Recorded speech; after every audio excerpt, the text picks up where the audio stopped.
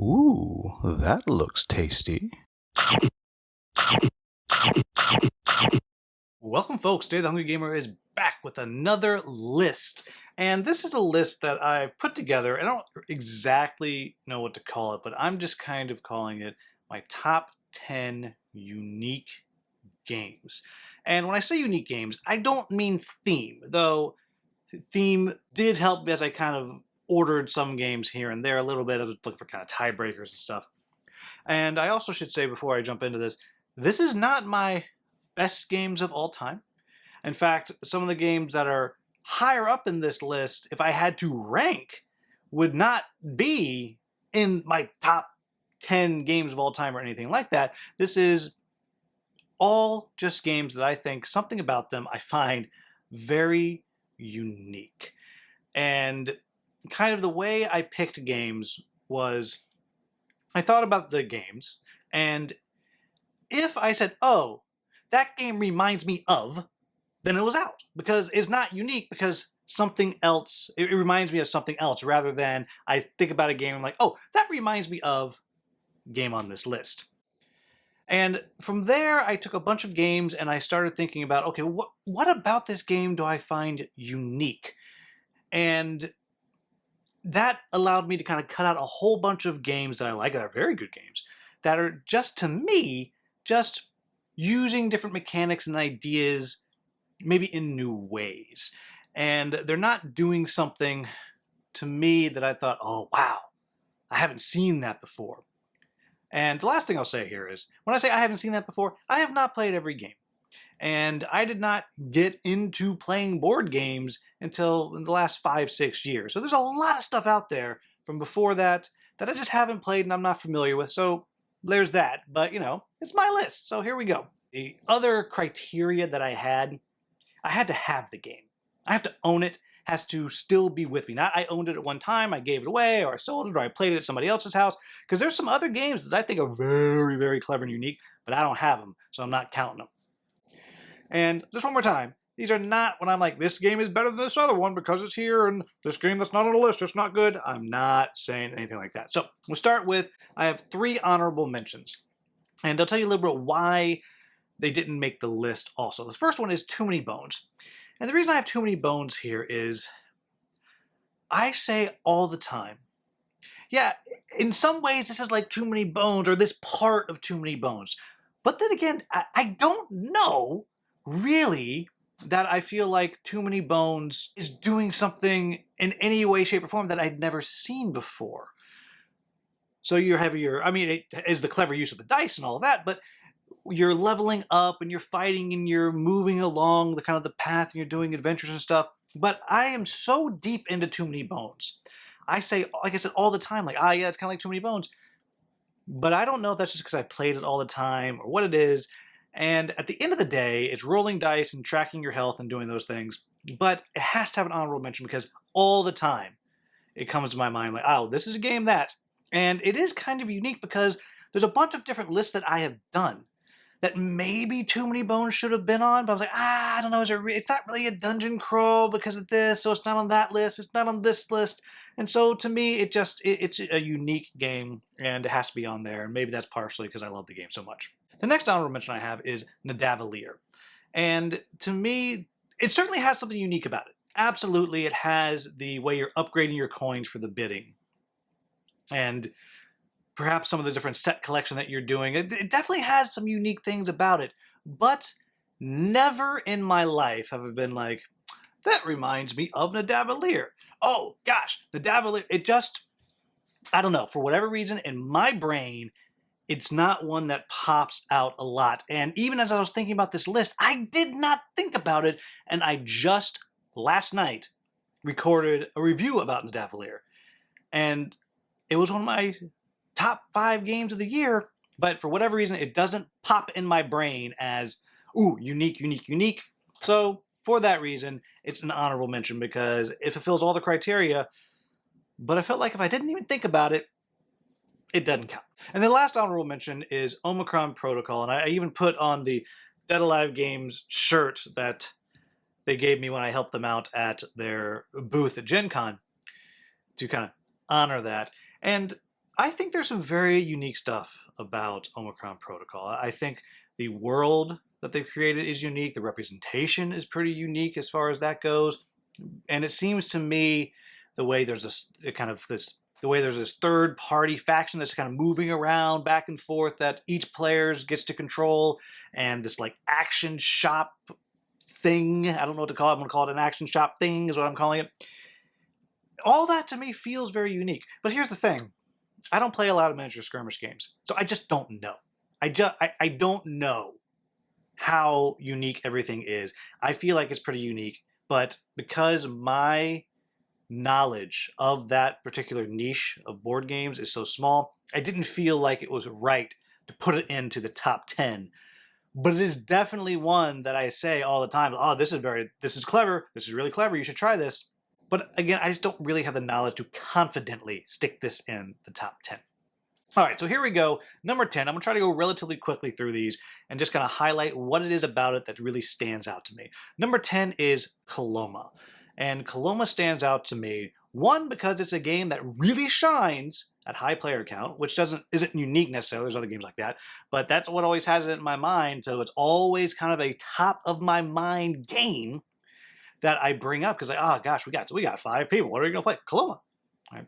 But what makes it actually stand out to me is the core of the game. There's a little action wheel going around, and it's this boom or bust mechanic that's going on. And everybody selects their action. There's 5 different actions you can take, 6 actually, but there's probably 5 spaces you can go.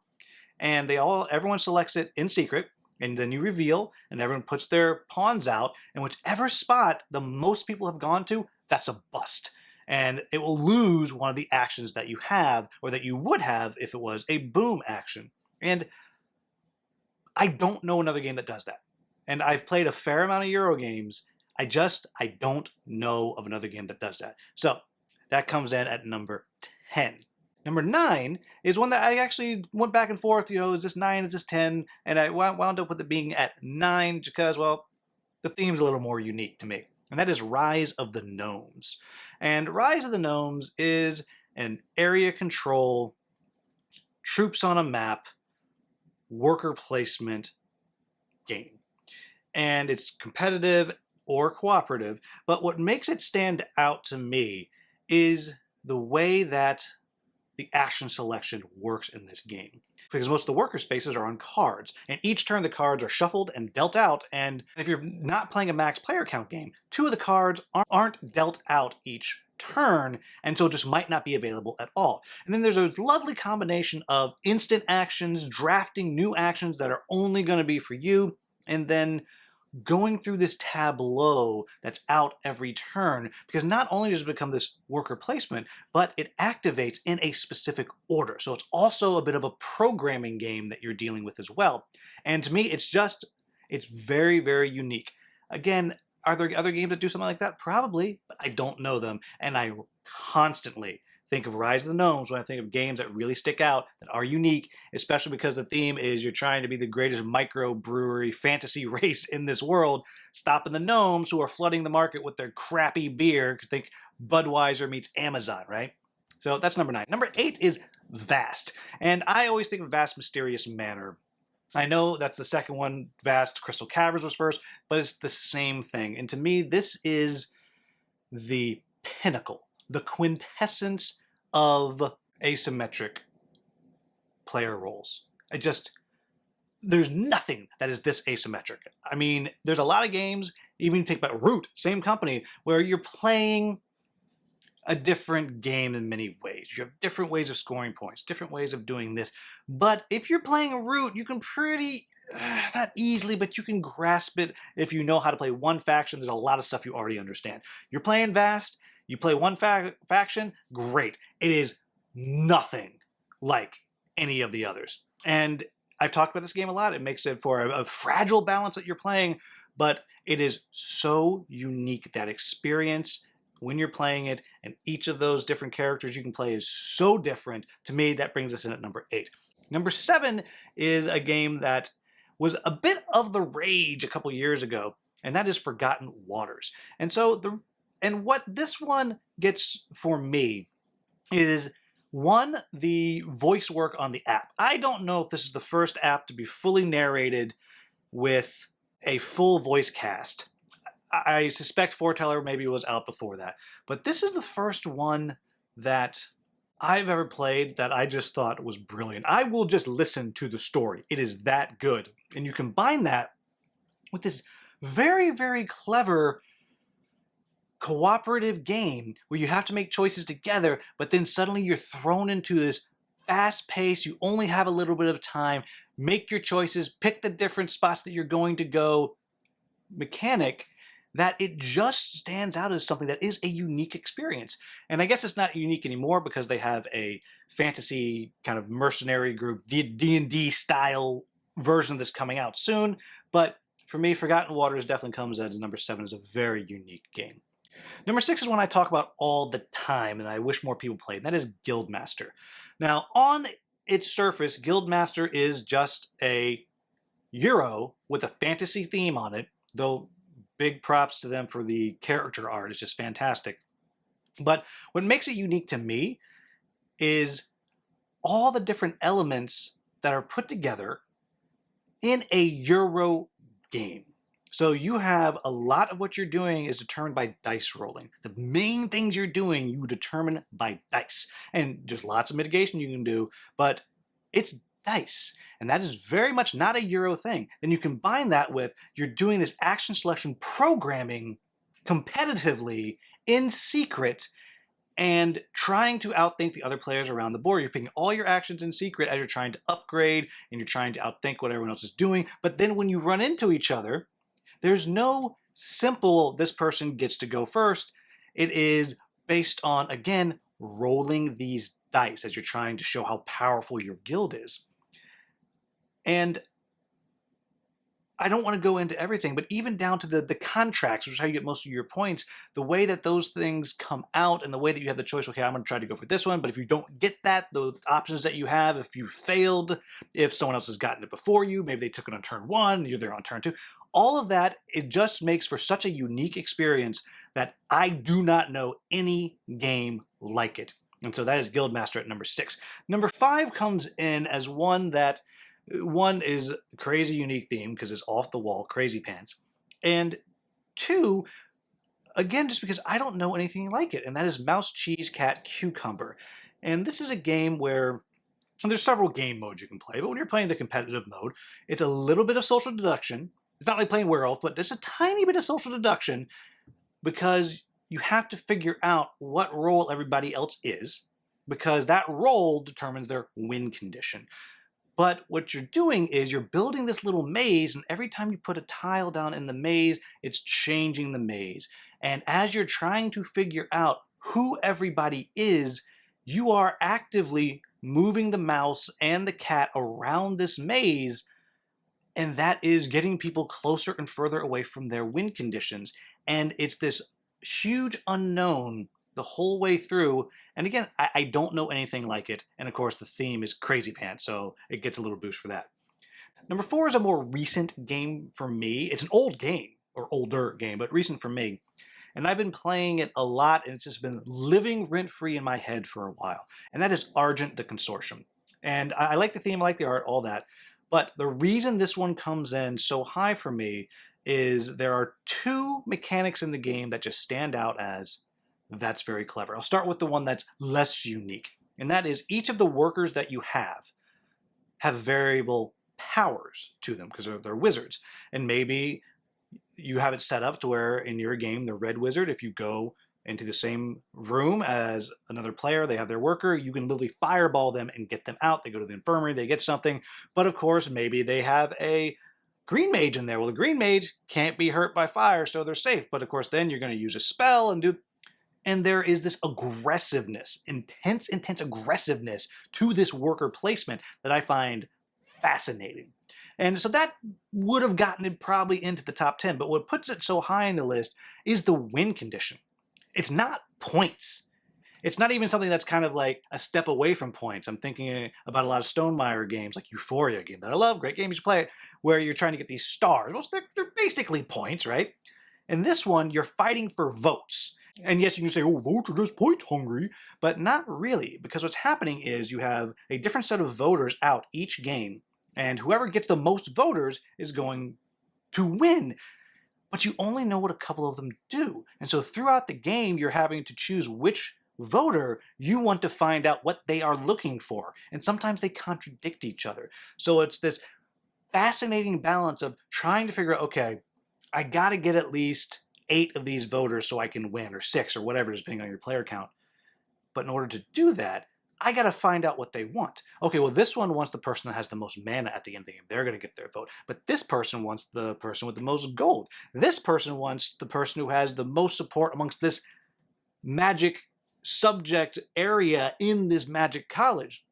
And it's a fascinating way to play the game because regularly, and I haven't played it a ton, but all the games I've played so far, the person with the most stuff has not won. And that to me is just awesome. And the other thing that is a bit unique about it is you really have no idea who is winning the game until they have won the game. So that all brings it into number 4 for me. Number 3, this is the only game that would be on the list if it was the most generic gameplay in the history of the world just on the theme. And that is Cosmic Frog. It is crazy pants. It is awesome. I love it. I love the theme, these gigantic frogs hopping around through space and knocking the other gigantic frogs into other dimensions, and they're powered by a star in their belly, and they're eating big chunks of planets, and they're spitting these planets into their space vaults like crazy. But what gets it to me is the way you're doing this tile collection. Is you have these frogs and they're jumping around, literally jumping around the board, and and every couple of turns, the power that they have changes. And the way that you do, and the way that each turn is determined who gets to actually go is, it's random, but random in a way that you might go 4 times at the beginning of the round and then not go for another 12 turns. And you don't know how it's going to go. But all of it works in this incredibly random, insane game where you're chucking dice and you're knocking frogs into other dimensions. And this one's even hard for me to describe, but there's just nothing like it. You play it, love it or hate it. There is nothing like it. It is pure chaos with a bit of set collection, stacking set collection mixed in, but somehow it is chaos that is perfectly harnessed. And I'm telling you, you've never played anything like Cosmic Frog. That brings you to number 2 on the list. And this is one I've been talking about for a couple of weeks now. And it's one, again, like Argent, has been sticking in my head, and that is Crisis at Steamfall. And what makes this game so unique, and there's a lot of just kind of the trappings around it, the world and the humor that is built into this game. And at the same time, it has 4 scenarios that you can play. They're all completely unique. Along with that completely unique scenarios, each character has its own set of unique power cards for each scenario.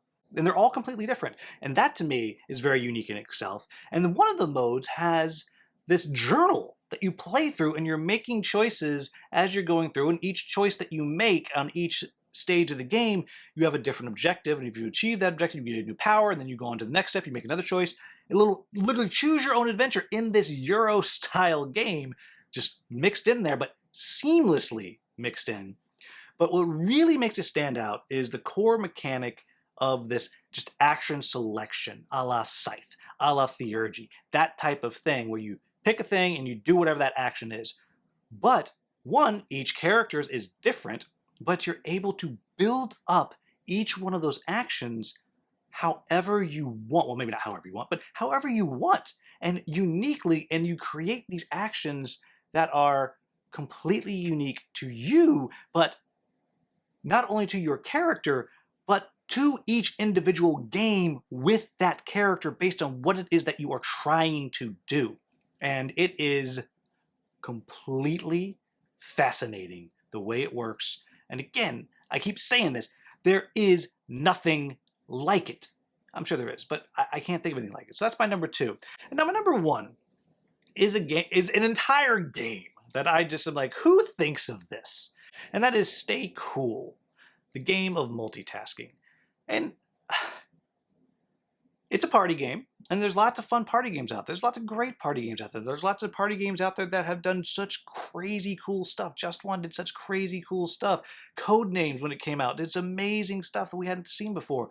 But this game takes it to another level. It takes simple trivia, but it mixes it up in this intensely stressful environment where you're trying to answer two people's questions at the same time, but one person's questions you have to spell out on these dice that have letters on them, and then you have to answer the other person's questions out loud. And the questions aren't necessarily hard. Sometimes they're opinion, but you're trying to do both these things at once, and it just breaks your brain. Then they add on to it in later rounds. You now also have to manage the clock, because if you don't tell the person with the timer to flip the timer, you lose a bunch of your time, and which means you're going to get fewer points, and not that anyone really plays for points, but you're going to lose time and get to do less of it. And then in the last round, you can't even see the dumb thing, and now you're having to keep track in your head, how close am I to 30 seconds, while doing questions with these cubes and answering questions out loud. And every other game that I've talked about, at some point I've said, you know, it's kind of like this. Or this game is like this other one. Oh, you like this? You should check out this one. Because at least there's same species as something else. I can't think of any party game that is remotely like this. Sure, there's a little DNA of like Taboo and Catchphrase. You're answering trivia questions. But nothing like it. To me, that is the most unique game in my collection. And yeah. And even, folks, there you have it. That is my top 10 unique games list. At some point I'll do this again, and I'll probably get some more stuff on there because people are real clever and we're getting some very cool games coming out. But in any event, that is the list. As always, if you found this video useful, please like, subscribe, share, consider joining the channel. As always, thank you so much for watching. Have a wonderful, wonderful day.